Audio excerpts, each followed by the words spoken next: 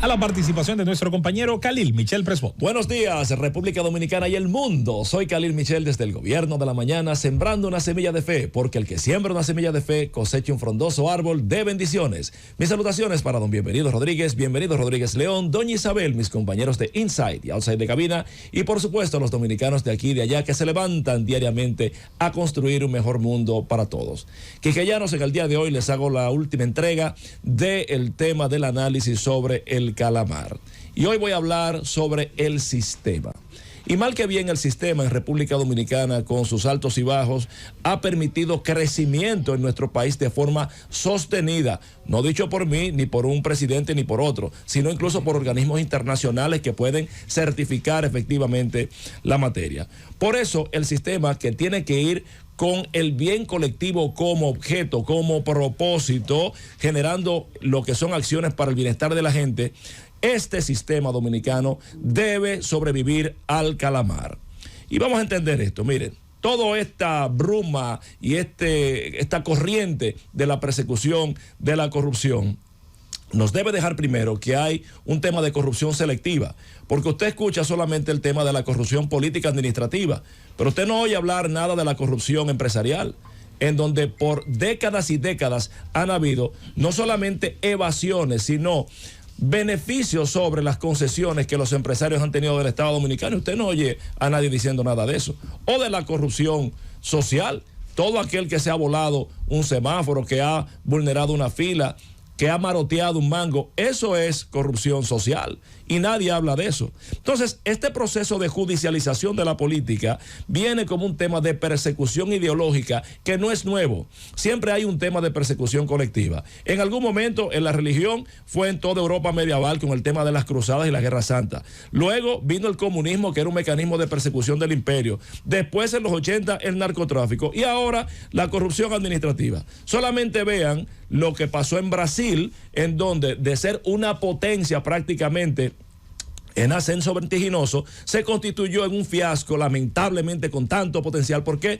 Por una maldita persecución irracional contra la corrupción administrativa. Y eso descalabró ese país. Ni hablar de Perú, en donde toda la estructura política y social se descalabró. Pero para ver los efectos de la destrucción del sistema, les voy a dar solamente dos ejemplos. Cuba. 1959, después de la gestión de Fulgencio Batista, con todo el nivel de acusación de la Revolución Cubana, por lo que implicaba el tema de la corrupción y de la inequidad y demás, ¿qué pasó? Revolución de 1959 castrista. ¿Cómo terminaron los cubanos, el pueblo? En balsa para Miami, todavía el día de hoy, jodidos los cubanos por ese sistema y esa visión equivocada. Pero vámonos a Venezuela con Acción Democrática, ADETCO, el Comité de Organización Político Electoral Independiente, COPEI, que con la gestión de Carlos Andrés Pérez al final vino todo el proceso de la revolución chavista y que se necesitaba y que la corrupción y que eso estaba podrido. ¿Cómo terminaron nuestros hermanos venezolanos?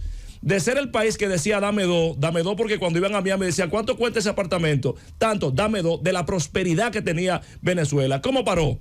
Descalabrada, tuvieron que venir, hemos tenido que acoger a nuestros hermanos venezolanos aquí por su situación. ¿Por qué? Por esa persecución sin razón de una supuesta corrupción. Los destructores del sistema no piensan en pueblo, solo piensan en su ego y en su orgullo. Miren, le voy a dar solamente algunos ejemplos de algunos destructores del sistema. Adalides de la transparencia, Sergio Moro, ¿cómo terminó? Fracasó. Baltasar Garzón, ¿cómo terminó? Fracasó. Pero el mejor y el más claro de todos ellos es Maximiliano de Robespierre, un hijo de la parte de la Revolución Francesa, de sus principales ideólogos, que sale electo por el tercer estado en lo que fue la reunión de los tres estados, es decir, la Asamblea Nacional, que primer estado, nobleza y clera, segundo estado, la parte nobiliaria y tercer estado, el pueblo.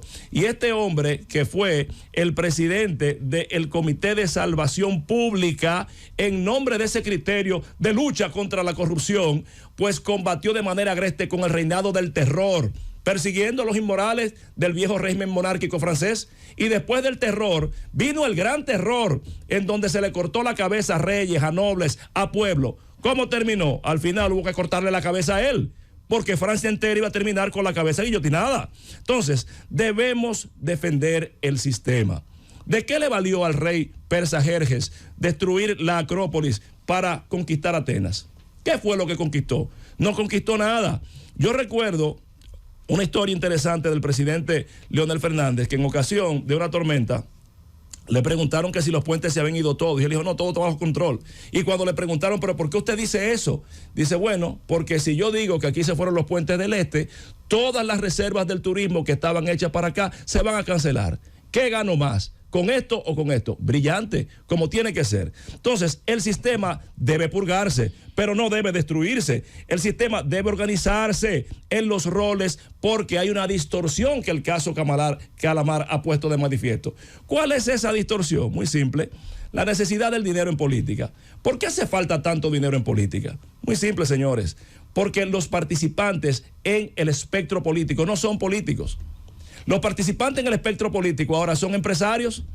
Y cuando usted tiene un ente que no tiene ni idea de lo que es la política, ni noción de lo que es la política, ni formación de política, usted está desprovisto de las herramientas para hacer política. Entonces no tiene el talento. Y como no tiene el talento, tiene que comprarle espacio. Donde no hay talento, tiene que haber dinero. Entonces, cuando usted se da cuenta, el ejercicio de los políticos en el Estado ha sido peor con el tema de la parte de la corrupción. Miren solamente las imputaciones. Son inocentes, he dicho ya, ¿eh? Pero Donald, ¿qué es? Empresario. José Ramón, ¿qué es? Empresario. Gonzalo, ¿qué es? Empresario. Entonces, evidentemente, hay una necesidad grande de políticos en la política porque los empresarios están ocupando su espacio. Y lo grande es que te lo dicen con un desparpajo único, como que es una credencial de acreditación y de transparentización al no ser político. Ocupando espacios de políticos, te dicen, no, es que yo no soy político. Barbarazo. Entonces, en ese caso, concluyo diciendo que el Calamar debe servir para construir, no para destruir.